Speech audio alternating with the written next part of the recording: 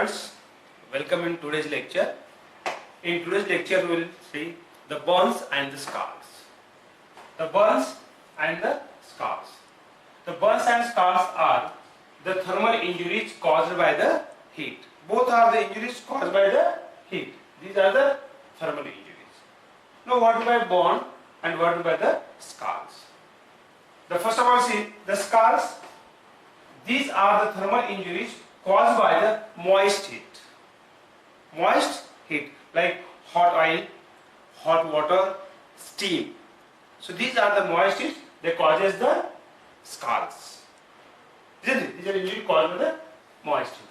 Then coming to the burns. The burns, these are the injuries caused by, these are the thermal injuries caused by the dry heat. Dry heat like flame, like a flame or the hot rod, steel rod, etc. causes the burns. Isn't it? So thus the burns are the thermal injuries caused by the dry heat. Then the types of the burn. The types of the burn has been classified in different types, mainly on the basis of two factors. One is etiology and second is the pathology or the depth of the burn. The types of the burns helpful for us management. So you should understand the what types of the burns and the management of the burns is according to that rule. So that's why we should be. And again we will know the nature and the severity of the burn by the types are there. First of all we will see first the types of burn on the basis of the etiology. On the basis of the etiology, the burn is of the four types. One is the physical burn. The burn is caused by the physical heat. Physical heat, like as I already said, the flame from the burning of the wood, from the burning of the cloth, isn't it? Then dry utensils, hot utensils, then hot rods, they causes the physical burn. Second, electrical burn. The electrical burn, it is caused by the electricity. When the person is exposed to the electricity, it causes the burn. It's called electrical burn. The electrical burn, its depth is depend upon, one is the time of contact with the burn and the voltage of the body. Time of contact is how much long the person is in contact with the electricity. And second thing, how much is the power or the voltage of the electricity. Suppose person have more contact with the electricity, and even the voltage is somewhat low is there, what happens? The electricity enters in the body and remain for the long time for contact, so it will travel through the whole body, because the human body is a good conductor of the electricity and it will conduct the electricity, and then if it passes through the body, it will causes the two wounds. One is wound of entry and second is wound of exit. The wound of exit will be the more severe than the wound of entry. So that's why the electrical burn cannot be known by what? The wound of entry only. We should know depth and extent of this burn is that. If person have a wound of exit, then it is a dangerous one is that. And another one, if the electricity voltage of electricity is more, and person even is short corporate contact with the electricity, it will cause more damage or even may cause the death of the person there. So that is the electrical burn. Then chemical burn. The chemical burn, it is burn caused by the mainly acids and sometimes by the alkalis. When the person will get contact with the either acid or the alkalis, it causes the burn. Initially these chemical burns looks very mild, small, but later it becomes the extension there. Then radiation burn. Radiation burns, when the person is exposed to the rays, it causes the burn.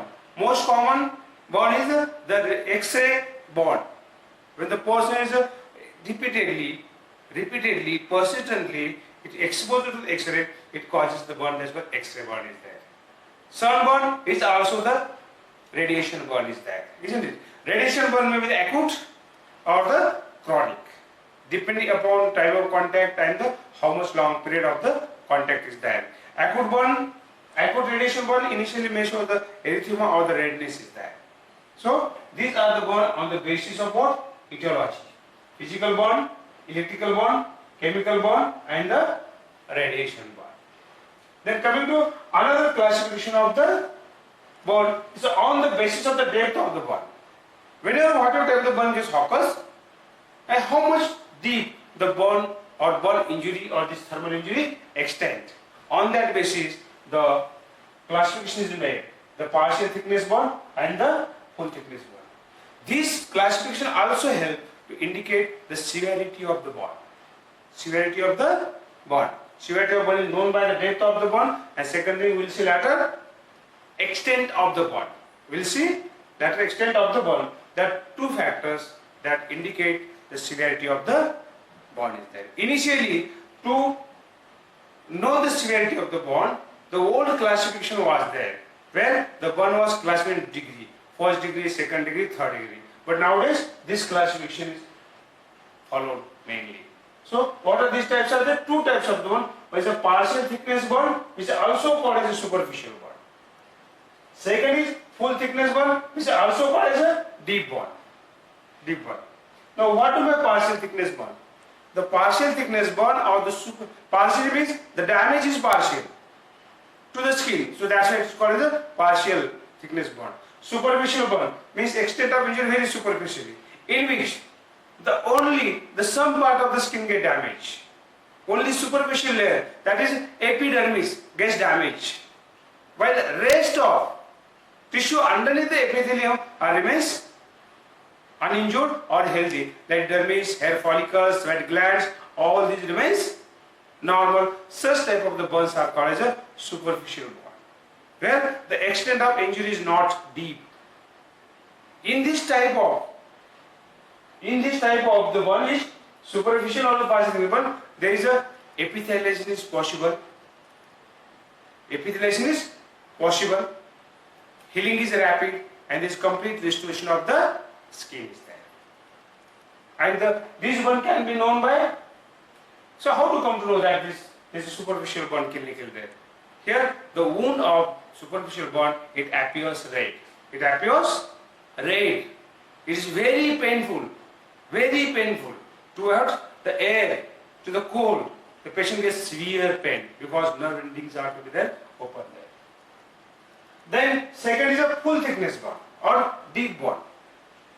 It is the second type of burn on basis of pathology or depth there, where the injury of the burn or this thermal injury, it extends throughout the depth of the skin. It extends deep, even below the skin. Such type of the burn is called as a full thickness burn or the deep burn is there. In which whole epidermis, dermis, sweat gland, hair follicles, nerve endings, all these gets damaged completely.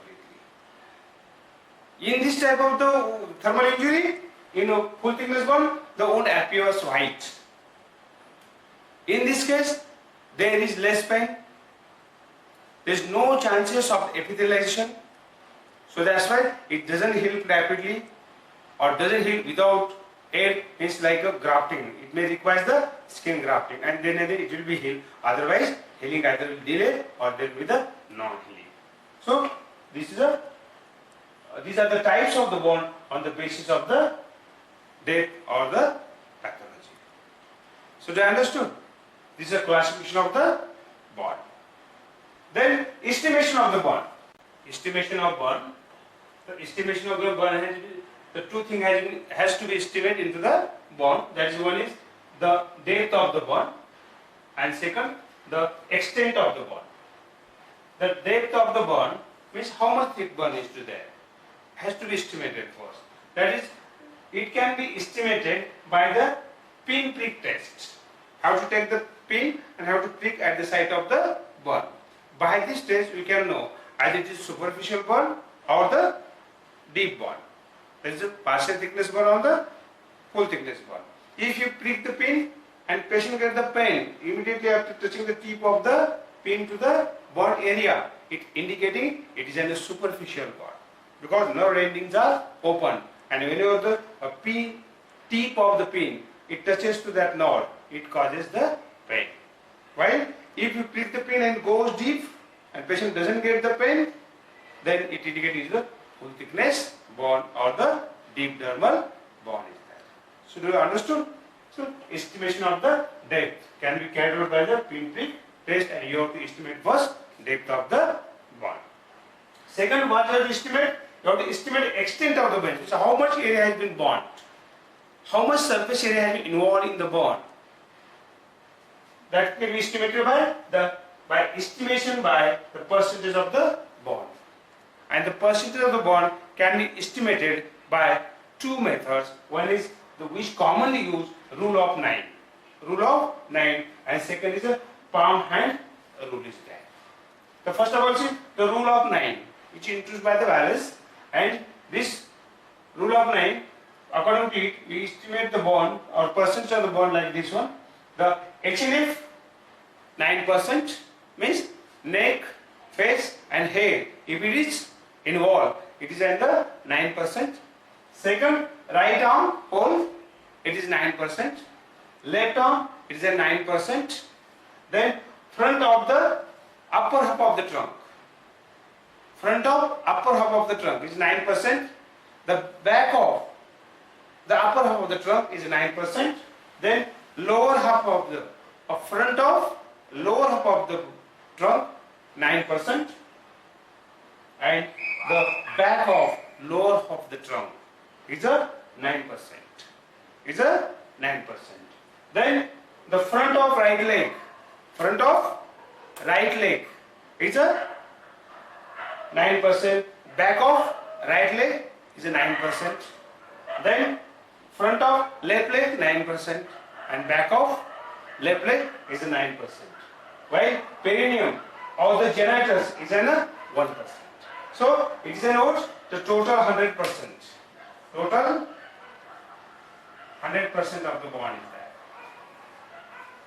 there. In some books, it has been given like that one. The upper half of the trunk is 18%, lower half of the trunk is 18%, the left leg 18%, right leg 18%. Don't write like this. It is not the rule of 9. The rule of 9 where you have to explain the extent of the bone in a 9 figure. 9 figure. So do you understood? So this is rule of 9. Rule of 9 by which we can know the extent of the bone by the percentage there. Then second, palm hand rule. This method cannot be used in the children below the 15 years, which is not applicable for them.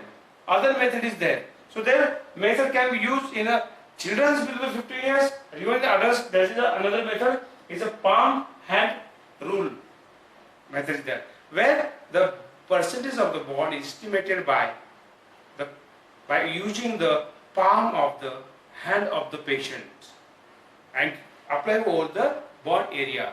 So according to that, how much area, as suppose the one palm has been covering that bone area, or bone area is of the equal to that of the one palm of the patient, it shows 1% of the bone in average. So thus we can estimate the percentage of the bone either by the rule of 9 or the palm hand rule there. Do you understood? Why you have to estimate the bone? Both depth as well as the extent or the percentage. One is to make the prognosis of the patient, and second thing for planning the management of the patient. For planning the management of the person, so you should be estimate the bone. Now they will go for the complication of the bones. The complications of the bone are there. This one immediate complication is a shock, and the late complications are the keloid contraction and the curling ulcers are there. The first shock. In a bone, the shock is a common complication there, and the 3 types of the shock may occur. Either hypovolemic shock, it is loss of the plasma fluid, which may develop immediately. Second, the psychogenic shock. This shock is due to fear due to burning, anxiety from burning, and also from the severe pain caused by the burn wound is there. That may cause the psychogenic shock. Third shock is a septic shock, which occurs from infection in case of the burn, because in burn the infection occurs most commonly, which may causes the septic condition and causes the septic shock or the endotoxic shock. Other complications are keloid, which is excessive growth of the scar tissue. It is a late complication of the burn. Contracture, the post-contracture, when the wound heals, there will be the burn, the contracture occurs there after the burn, when healing of the wound occurs. And the curling also develops due to irritation of the gastric mucosa. It mostly occurs in the case of the burn there. So that is the complications. Then go for the last part of the burn is treatment of the burn. The treatment of the burn. The burn should be treated immediately, or treatment should be start immediately. And the treatment is divided into these three parts are there. One is emergency treatment, second is wound care, and third is the other treatment. We will see the immediate treatment or the emergency treatment. Emergency treatment is required immediately, or we must have start immediately as soon as the patient comes to us.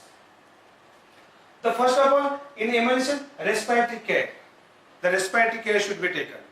In respiratory care, what you have to do? Why you have to take the respiratory care? Because in case of the burn, there may be inhalation of the smoke, which may causes the difficulty in the respiration. So that's why we must have take the respiratory care first to save the patient. So what care should be taken? First, you have to take the patient out of the burnt area, preventing either inhaling the smoke or further inhaling the smoke. Immediately you have to take the open air, the patient. Second, as soon as patient get hospitalized, you should try to do what? The oxygen supply by the ventilation. Or ventilator should be used for the patient to restore the respiration. That is, the person has the difficulty in the respiration, or there is low saturation of the oxygen. Third step, even after the ventilation, it is not possible to restore the respiration because of sometimes what happens, there may be edema of the larynx, which is causing the difficulty breathing. So that time we may require the tracheostomy. Tracheostomy by either admission of the endotracheal tube is there. So respiratory care should be taken. Once respiration is established, then you have to go for second, pain relief. Pain relief, because we already seen that psychogenic may occur from the severe pain. You should be given the relief from the patient, pain there. So how you can relieve? First, the wound should be covered with the light covering. It should not be exposed to the air, preventing the irritation of the burn wound. Second, you should avoid exposure to the cold, which will cause the pain. Then, third, how to give sedative. And sedative should be given intravenously. Sometimes it may be given subcutaneously also, but mostly given intravenously. Should not be given orally, because the chances of occurrence of the vomiting due to irritation of the stomach. So that's why it should be given intravenously mostly. In adults, the morphine can be given, while in the children, the barbiturate should be given to relieve the pain. So that is relief of the pain. Then fluid resuscitation. For fluid resuscitation, we should hospitalize the patient, and fluid resuscitation is required in the adults if the burn is above the 15%, and in children if the burn is above the 10%. Now, how much fluid should be given? There are various formulas to supply the fluid. But remember, the supplementation of the amount of the fluid, rate of supplementation depend upon the percentage of the burn, and second, the condition of the patient.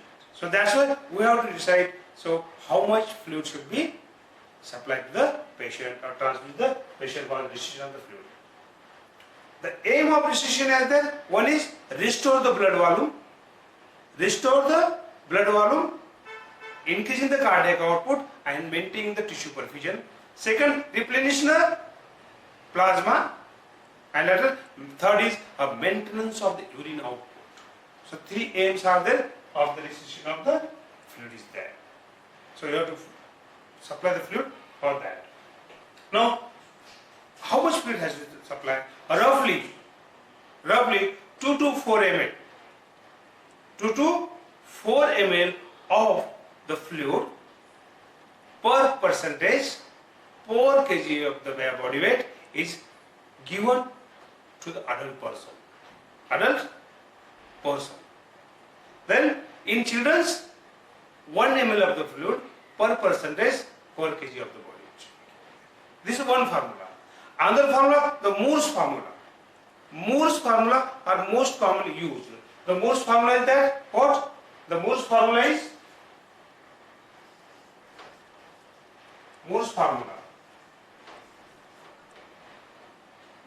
the fluid requirement is equal to percentage of bond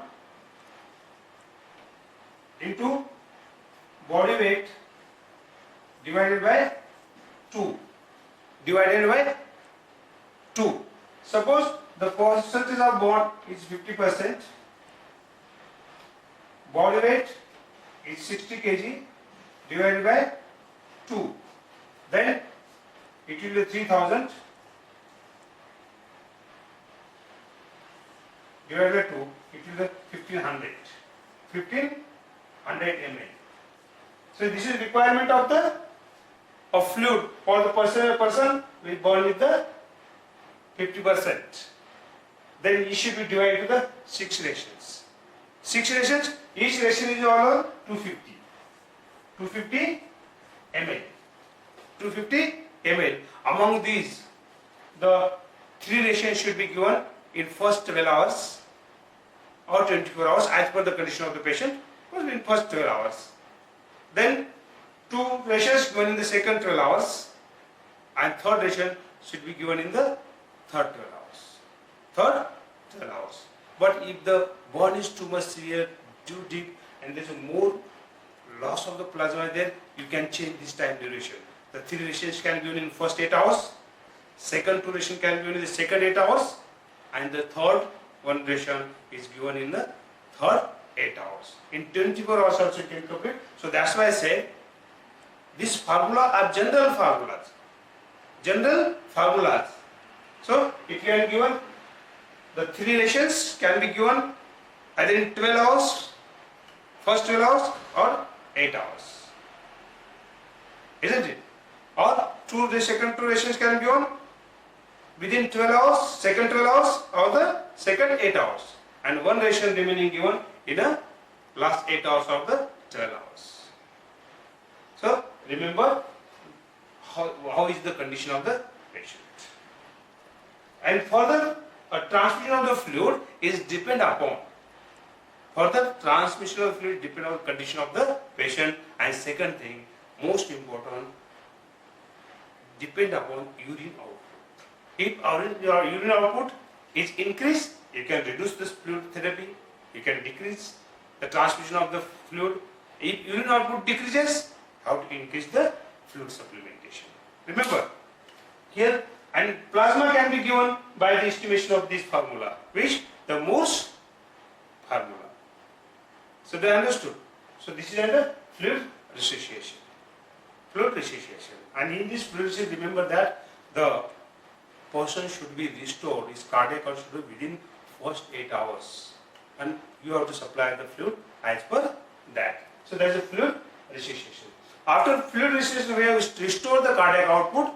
When you have to establish or maintain the tissue perfusion and replace the plasma, then you have to go for further one. So use of the tetanus injections. The patient should be protected by giving the tetanus toxoid vaccine and preventing from getting the tetanus infection is there. And then antibiotics. The antibiotics should be start. The suitable antibiotic should be start to the patient. Suitable antibiotics, if person have the infection, according to that infection, otherwise you have to start the other higher antibiotics there. As per the case is there. And antibiotics should be given intravenously. If some of the part gets open or not affected by the bone, you can give the intramuscular also, because mostly you have to give the intravenous. So that's about the emergency treatment by which you can what? Restore the cardiac output, you can restore the volume of the blood, and you can make the patient to take the respiration properly by taking the respiratory care. So after this, making the patient stable, you have to go for further treatment. There is wound care. Wound care, so wound should be, care of the wound should be taken properly there. The wound of burn should be undressed, you should keep open. If more surface of area is burned, you should be covered with the light cloth or the cloth which not come in contact with the surface of the wound. Then it should be clean with the mild antiseptic solutions. You have to use the paint which doesn't cause irritation of the wound. Then in some cases there is no more extensive one, you can use the sulfur bandage there. Some new methods are also used for that. And mostly the wound should be kept open to avoiding the anaerobic infection. Anaerobic infection. If the blister forms, we must have ruptured the blister. But remember, the care should be taken while rupturing the blister. The blister should not be ruptured immediately. It should rupture after restoration of the cardiac output, after restoration of the respiration. And if more blisters are there, all of them should not be ruptured at the time. So they should rupture one by one there. If you rupture at the time, there will be loss of more fluid, leakage, and then it will cause the hypovolemic shock. So, in short, this is care of the wound. Then other treatment, one point I want to add into care of the wound. If wound is more extensive, deep burn is to be there, so you have to plan for the skin grafting, because these wounds are not healed properly. Even also for prevention of the contracture, we have to do the skin grafting. Then go for the other treatments are there. Other treatment includes what? The nutritive foods, supplementation of the foods are there. Then supplementation of the vitamin B12, highly protein-based food or protein supplementation, which is needed additionally for the healing of the wound, that you can be start the patient or you can give to the patient there. So that is another treatment. So this is a treatment of the bone in short. In short, I have taken the treatment in brief. In detail, wounds, how the more wide treatment is there. So you have to prepare yourself for the bones and the scars. That's all.